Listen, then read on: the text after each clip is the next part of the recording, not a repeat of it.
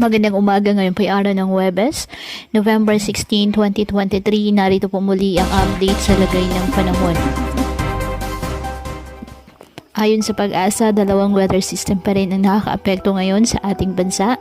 Ang shear line na nakakaapekto sa Southern Luzon, habang Northeast monsoon ay nakakaapekto naman sa Northern at Central Luzon.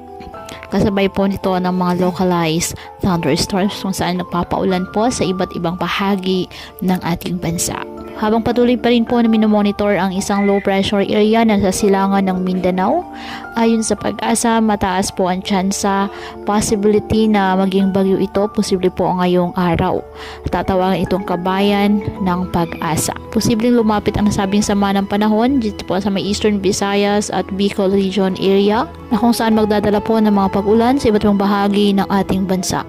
Samantala, may gale warning pa rin na nakataas ngayon sa Batanes, Ilocos Norte, Cagayan, kasama ng Babuyan Islands, Isabela, Aurora, Northern Quezon, kasama ng Polillo Islands, Calaguas Islands, Eastern Coast of Albay, Eastern Coast of Sorsogon, Northern and Eastern Coast of Catanduanes, Northern and Eastern Coast of Northern Samar, Eastern Coast of Eastern Samar. Kung saan, delikado pa rin po ang pumalaot, lalo na ang ating mga kababayang mangingisda na may maliliit na sasakyang pandagat. Ngayong araw, ang Cagayan Valley, Apayao, Kalinga at Ifugao ay apektado po ng amihan, kaya saan po dyan ang maulap na halangitan na may mahihinang pag-ulan. Ang Ilocos Region, nalalabing bahagi ng Cordillera Administrative Region, nalalabing bahagi ng Central Luzon, asahan po ang bahagyang maulap sa maulap na halangitan with isolated light rains dahil pa rin po sa amihan.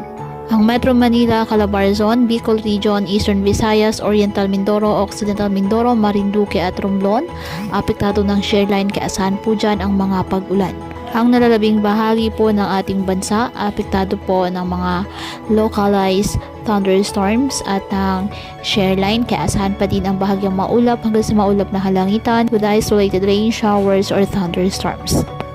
Kaya po patuloy po natin na pinag-iingat ang ating mga kababayan sa banta ng mga pagbaha at pagguho ng lupa, at ugaliin po na magdala palagi ng payong o kahit anumang panangga sa ulan kapag lalabas ng ating mga tahanan. At yan po muna ang update sa lagay ng panahon ngayong araw. Muli, patuloy po tayo na mag-ingat at palaging tandaan, God loves you.